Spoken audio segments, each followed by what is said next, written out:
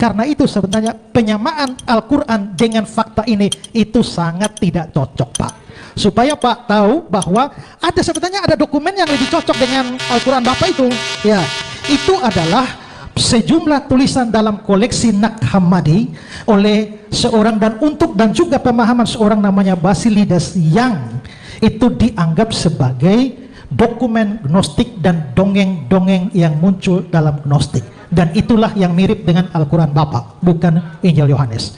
Iya, shalom bagi kita semua, dimanapun kita berada pada saat ini, kiranya kita tetap berada dalam keadaan sehat dan kembali berjumpa lagi di channel kita ini, yaitu Zemayan Yastin.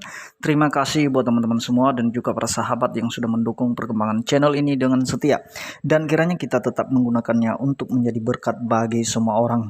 Nah teman-teman, pada video kali ini saya membagikan kepada kita semua cuplikan video dari beberapa pertanyaan yang disampaikan oleh saudara kita muslim di ruang debat ya, ketika berdebat Isra Sorul dengan Ustadz Kainamah. Dan kemudian teman-teman ada statement yang menyamakan Quran dengan Injil Yohanes ya, dan kemudian dengan tegas Isra Sorul atau pendeta Isra Sorul mengatakan bahwa itu berbeda isi Quran dengan fakta yang tertulis dalam Injil Yohanes. Oleh karena itu mari kita simak saja videonya yang berikut ini.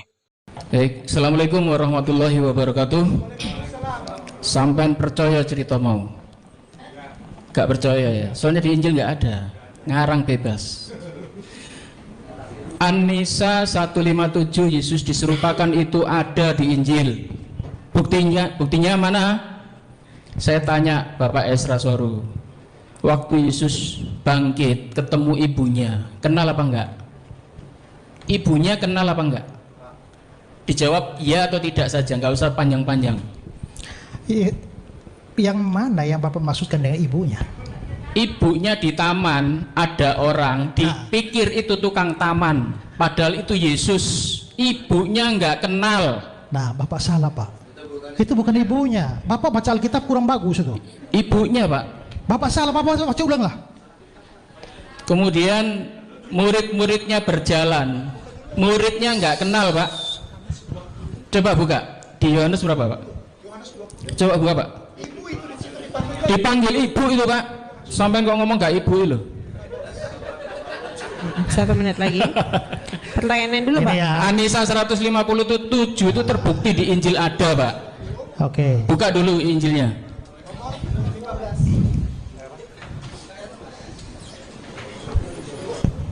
Silakan buktikan. Yohanes berapa? 20? 15. Ya. 20:15.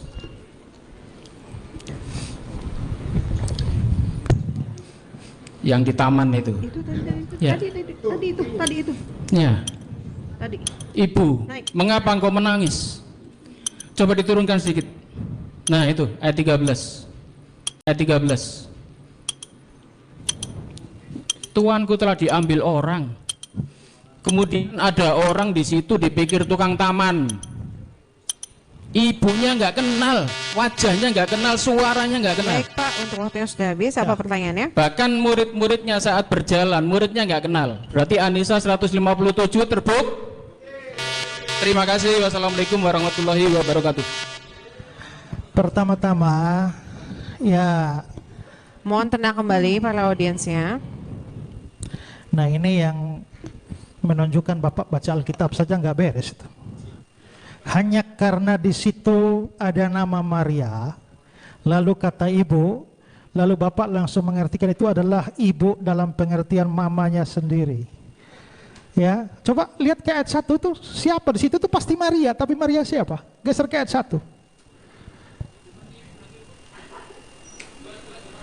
Pada hari pertama minggu itu, pagi-pagi benar, ketika hari masih gelap, pergilah Maria Magdalena. Bukan Maria ibu Yesus. Maria Magdalena itu siapa? Maria Magdalena itu bukan nama diri atau marga. Maria Magdalena itu artinya Maria dari kampung Magdala. Ya. Nah, nama Maria di Alkitab tuh ada banyak ya. Ada Maria ibu Yesus, ada Maria saudara Marta dan Lazarus di Lukas pasal 10. Ada Maria istri Klopas yang di Yohanes 19 ayat 25. Lalu ada Maria ibu Yohanes Markus yang di Kisah 12 ayat 12. Lalu ada Maria di Roma 16 ayat 6 ya. Jadi Maria itu ada banyak. Maria Magdalena itu bukan Maria ibu Yesus, tapi itu orang yang ditolong, disembuhkan dari kerasukan, dan dia adalah termasuk kumpulan perempuan yang menjadi pengikut dan pelayan Yesus di dalam pelayan. Coba lihat Lukas pasal 8. Lukas pasal 8 ayat 1 dan 2. Tidak lama sesudah itu Yesus berjalan berkeliling dari kota ke kota, dari desa ke desa, memberitakan Injil kerajaan Allah. Ke-12 muridnya bersama-sama dengan dia, dan juga beberapa perempuan yang telah disembuhkan dari roh-roh jahat dan berbagai penyakit, yaitu Maria yang disebut Magdalena yang telah dibebaskan dari 7 roh jahat.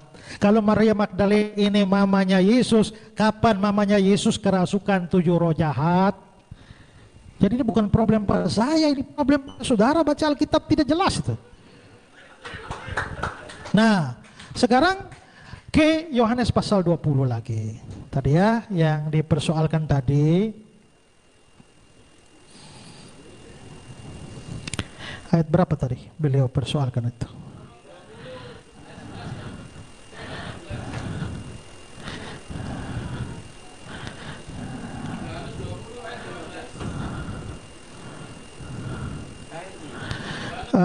Ya, hai ibu, mengapa engkau menangis? Begitu beliau baca ibu di sini langsung ini pasti mamanya.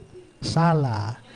Nah, inilah yang perlu pemahaman bahasa asli. Bahasa asli ibu di situ tuh siapa? Ya, kalau mama itu harusnya dia pakai bahasa Yunani meter.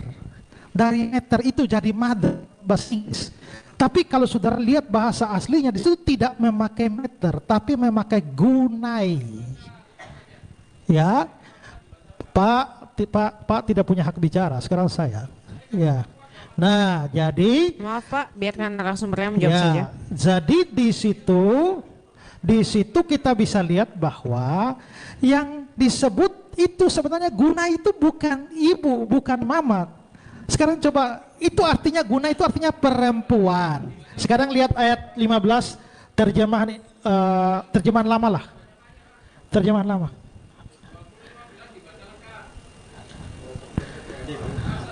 Alkitab ini. Terjemahan lama.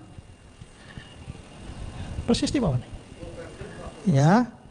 Nah, lihat ayat 15. Maka bertanyalah Yesus kepadanya, hai perempuan. Hai perempuan. Jadi kita bisa melihat bahwa memang itu bukan mama. Jadi pertama saudara sudah salah. Dan yang kedua adalah mengapa kok mereka tidak mengenal Yesus. Baik Maria Magdalena maupun orang yang berjalan. Nah, kalau saudara melihat bahwa memang pada waktu Yesus bangkit, itu ada perubahan di dalam dirinya karena dia sudah mengenakan tubuh kebangkitan. Ya, itu tubuh kebangkitan, makanya di dalam bagian yang lain dikatakan bahwa dia menampakkan diri dalam rupa yang lain.